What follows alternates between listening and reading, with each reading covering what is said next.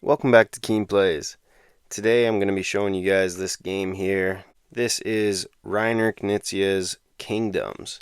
This is an older game. It came out in 1994 and it's currently got a 6.7 out of 10 rating on Board Game Geek.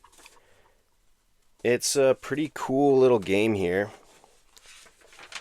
Just simple rules like all of Reiner Knizia's games, but it all kind of comes down to strategy. You have this little game board here that you set up, puzzle piece, just like so.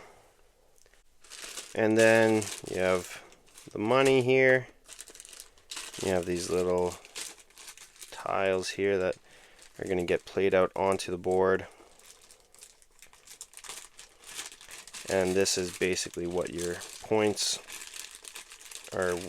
get made up of.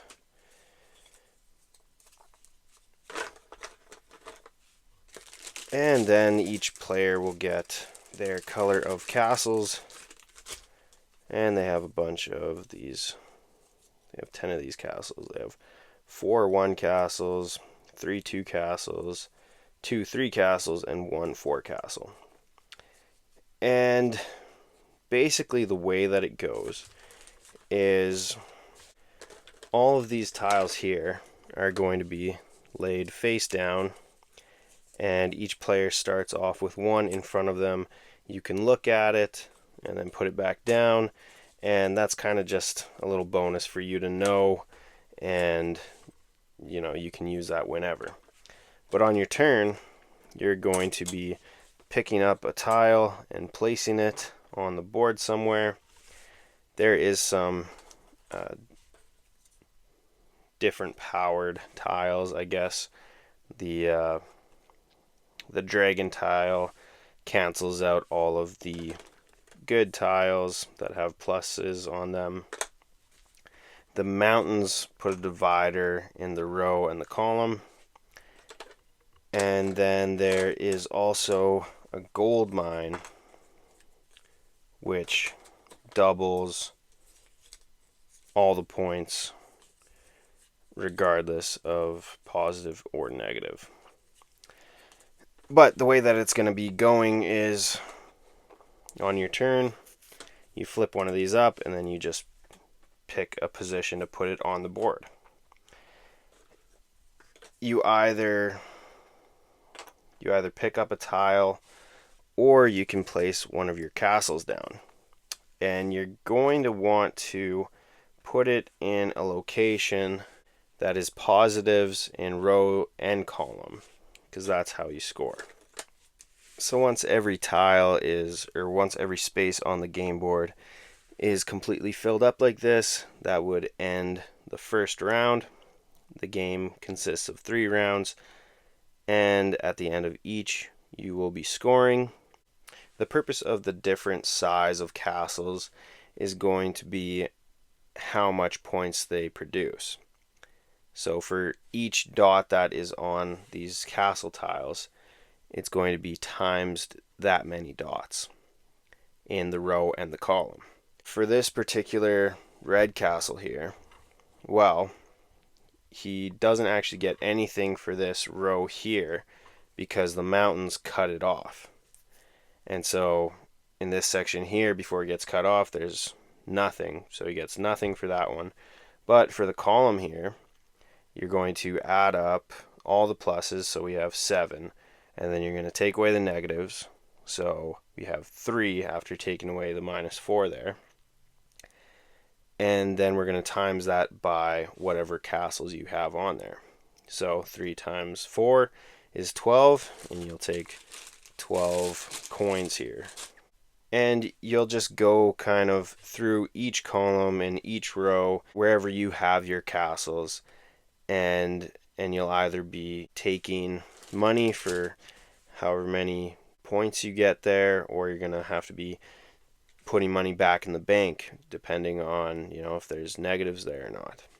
A couple other examples would be like here we have a -4 and a +4 and a +1. So it's +1 overall. So the yellow would only get $2 for that. And then red has 3 altogether with their castles combined. And so they would get 3 coins. For this one here, you are going to double everything in that row. So this would be worth 4, 6, and that'd be worth 10. So this one actually evens out to 0. But for this column here, you would be at +3, but because the dragon's there, you don't get the +5 anymore. It cancels that out. So it's just -2, doubled because of the gold mine. So it's -4, and the red, it's a single castle, so it just gets the -4. And that's basically all there really is to it. It's really simple, but there is a fair amount of strategy. There's a little bit of chance involved when you're picking up these tiles, but you have full reign of where you put it on the board. You can try and help yourself or screw over your competition. And then you also have the ability to choose which castles to place down. There's some rules that go along with that as well. For any of these 2, 3, or 4 castles, once they've been played, they're out of the game completely. If you play any single castles, they always come back and you're able to reuse them. And so it's knowing when to use those 4 castles for a big payoff, but you also don't want to be put in a position where people can capitalize and give you negative points for playing the big castle. So yeah, there is a lot of thought and strategy that goes into this game, and that's what makes it so great. I think that's why it's still got a pretty great rating on Board Game Geek for it coming out in 1994. Of course, it's Reiner Knizia, so he makes some great games. One of the bigger things that I actually wanted to talk about, because I do really enjoy this game, but it's not actually mine. This is my brother's game. He found this at a thrift shop for only a couple bucks, which is crazy. So yeah, just a little bit jealous of this amazing find that he got. When I was playing it the other day, I kind of just thought to myself, like, there's not much to this game. So much so that I'm pretty sure I could make my own. And so that's kind of what I actually wanted to talk about here. I have these plans laid out. I've just copied the sizes of all the pieces onto this sheet of paper here, and how many of each I'm going to need and what I'm going to need of each one. And yeah, I'm going to try and make my own version of it. Currently I haven't found something that I want to use for these puzzle pieces yet for the game board, but for everything else we have handy dandy Dollarama that supplies just little wooden cutouts of a bunch of different shapes and sizes of those shapes. And so this is going to be perfect for all the money. It's like the perfect size for those ones there. Then a little bit bigger size should do for that. And yeah, I guess there's just 3 different sizes in these things, but definitely enough to, I think, should be enough for all the money, which that's perfect. And then I also have these hexagons, which is not quite the same as what is in the game. The game has octagons, but I think these will do just fine. That's a little bit small, but there is bigger ones in here. That's pretty good. About the same size. Slightly bigger, but yeah, I think that'll work pretty good. And then I also have